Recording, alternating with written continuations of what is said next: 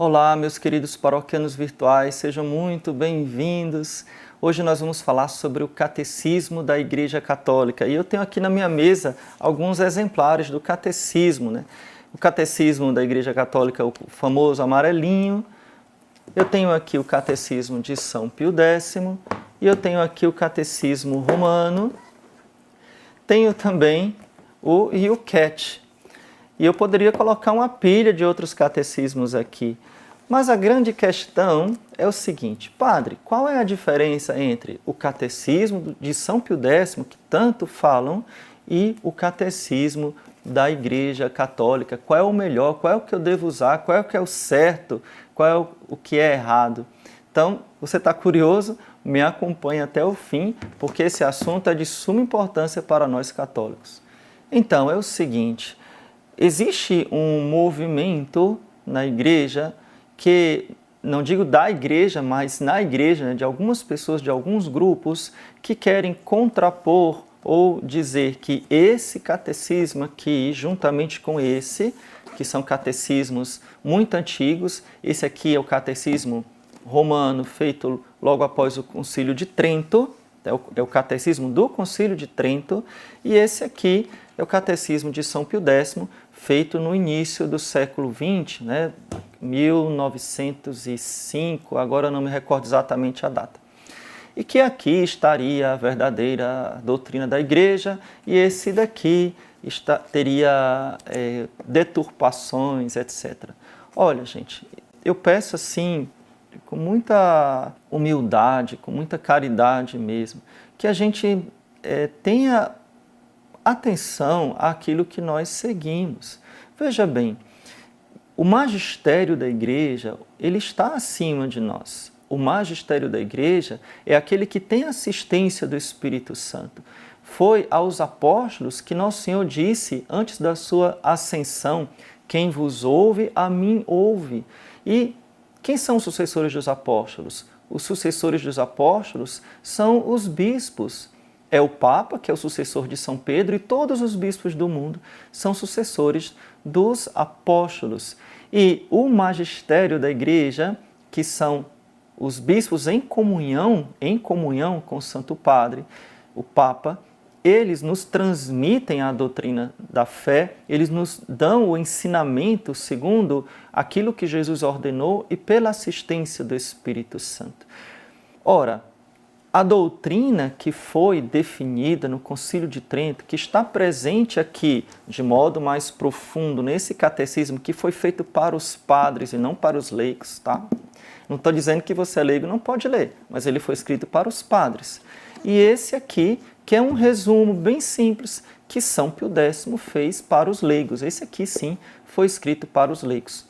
Então, a doutrina que está aqui, a essência da doutrina cristã, da doutrina católica que está aqui, ela está aqui também. Não há diferença entre a doutrina católica presente no catecismo de São Pio X e a doutrina católica presente no catecismo atual, que foi elaborado por ordem de São João Paulo II e sob a orientação, a coordenação de outro Papa, que depois seria Papa, o Papa Bento XVI, na época ele era cardeal. Então, foi com a autorização, né, sob a autoridade do Papa que esse catecismo foi feito e com a aprovação do Papa. E foi elaborado nada mais nada menos que pelo maior teólogo da Igreja Católica vivo até hoje, que é Bento XVI. Então, foi elaborado com a contribuição de bispos do mundo inteiro. Então, quem foi que fez esse catecismo? Foi o magistério da Igreja. Tem a autoridade magisterial da Igreja e nós não podemos contestar o magistério da Igreja. Padre, quer dizer que é igual? Não, porque veja bem, uma coisa é a doutrina da Igreja, outra coisa são as normas eclesiásticas. A doutrina da Igreja, que é a doutrina de Cristo, ela não muda, mas as normas, a linguagem, ela muda. A linguagem que a Igreja falava no século II, III, IV não é a mesma linguagem da Igreja no século X, XI, nem a mesma linguagem do século XVI ou do século XX. Por quê? Porque as pessoas, as culturas são diferentes. A Igreja ela não adapta a doutrina, mas adapta a linguagem. A igreja absorveu, por exemplo, nos primeiros séculos, os cristãos absorveram termos da filosofia grega para explicar a nossa fé, a nossa teologia. Então, hoje nós defendemos a transubstanciação. De onde veio isso? Veio da cultura grega, né? Veio da linguagem da filosofia grega. Estou explicando isso para que você entenda que existe uma diferença de linguagem e uma diferença de normas. O que significa isso?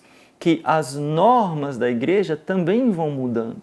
Aquilo que a igreja vai exigindo, aquilo que a igreja vai orientando os fiéis no caminho da santidade, vai mudando com o tempo.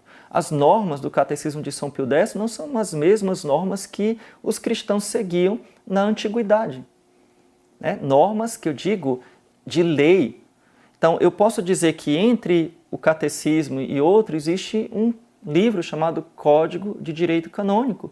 Existem as orientações da igreja para cada tempo. Existem problemas novos também. Por exemplo, na época de São Pio X, o que é que não existia? Anticoncepcional. Então o catecismo vai falar dos anticoncepcionais.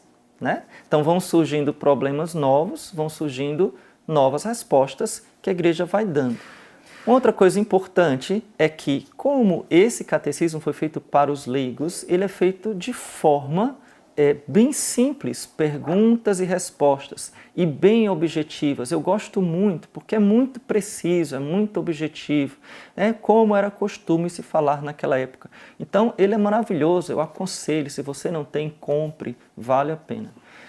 Esse daqui, você talvez não saiba, mas ele não foi escrito para os leigos. Né? Não é que os leigos não podem ler, não é isso.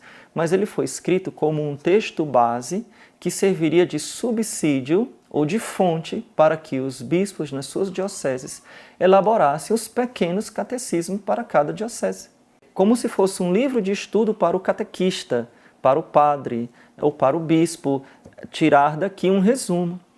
Bom, isso não foi feito porque o livro foi um sucesso tão grande, né, que acabou sendo o texto base sendo esse. Então aqui existe um grande aprofundamento, é muito extenso, vai explicar a mesma coisa que aqui explica, mas de forma mais extensa, colocando mais fontes e também atualizando para os problemas da vida moderna, da vida de hoje.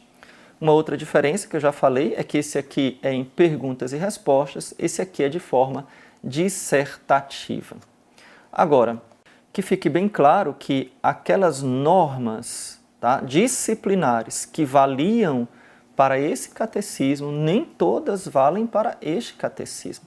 Então, o que determina as normas disciplinares é o Código de Direito Canônico, são as orientações da igreja que mudam, tá? Repito, com o tempo mudam. Então é importante que quando aqui se falar, né, alguma norma, alguma forma objetiva de cumprir algum preceito, tem que ver se essa mesma norma ela ainda vale para hoje. Mas o conteúdo da doutrina é o mesmo e é muito importante que a gente tire esses preconceitos, preconceitos que podem atrapalhar um pouco. E a gente confie com uma fé filial no magistério da igreja que nos transmite com a autoridade de Cristo e com a unção do Espírito Santo o depósito da fé. Então, se você gostou desse vídeo, deixe o seu like, deixe o seu comentário aqui para eu saber que você gostou.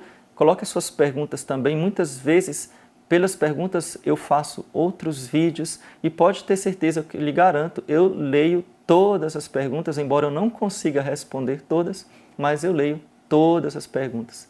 Antes de terminar, eu queria lhe fazer um convite.